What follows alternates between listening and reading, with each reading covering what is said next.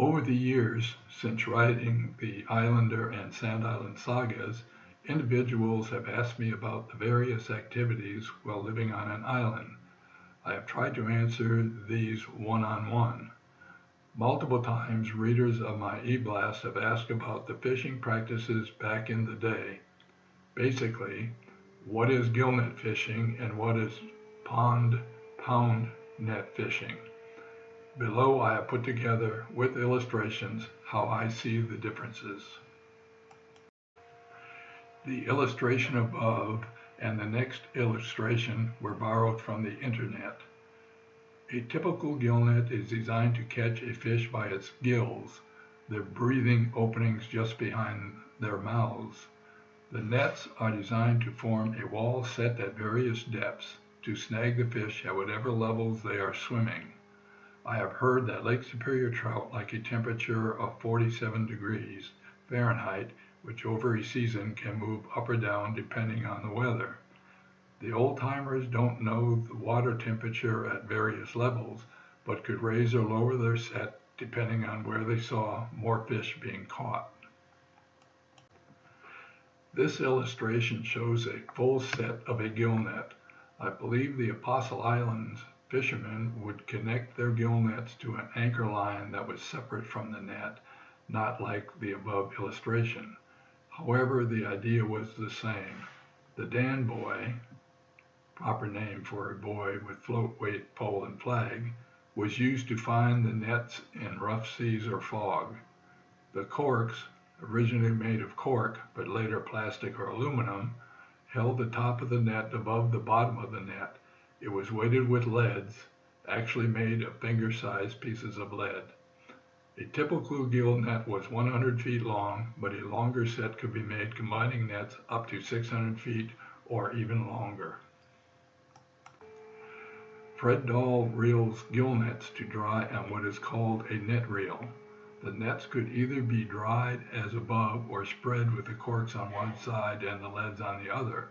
What Fred is doing back in 1948 is a faster drying method. As kids, we would place one of us inside the cocoon formed by the drying nets, and others would slowly roll us around in the makeshift ride. This was not good for the nets, but Dad was usually tolerant of our childish antics. These are Herman Johnson Jr.'s nets drying at Little Sand Bay. He used two methods. One was similar to what Fred was doing on Sand Island. The other was to drape nets over a line and they would dry that way. The buildings in the background are now gone. Pound or pond net fishing. Above is an illustration of a pound net. The experts use pound as in dog pound to differentiate between big lake fishing and net fishing on a small pond. More equipment is needed, but once set, lifting is far easier. Also, one would not move a pond net as it took considerable effort to install.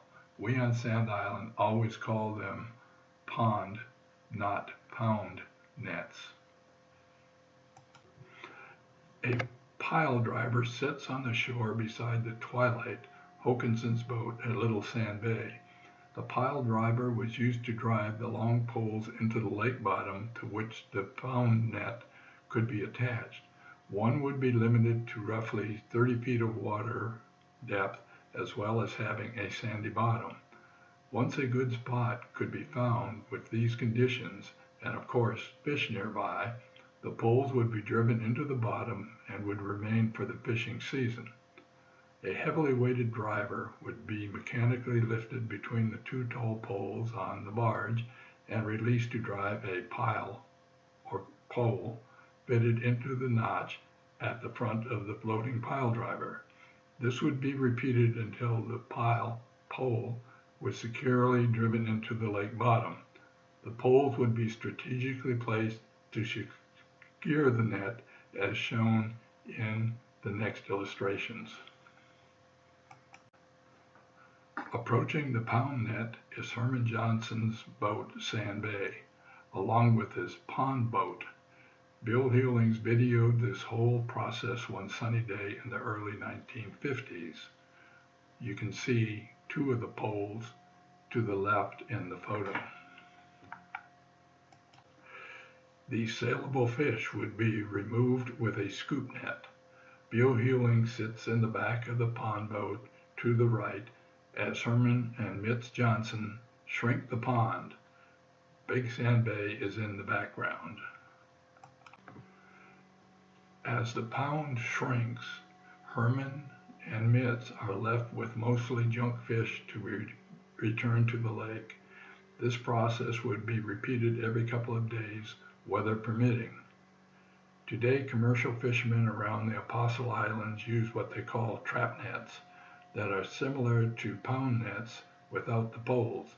The net is suspended underwater by using anchors and floats. There were no floating trap nets used when I was a kid on Sand Island.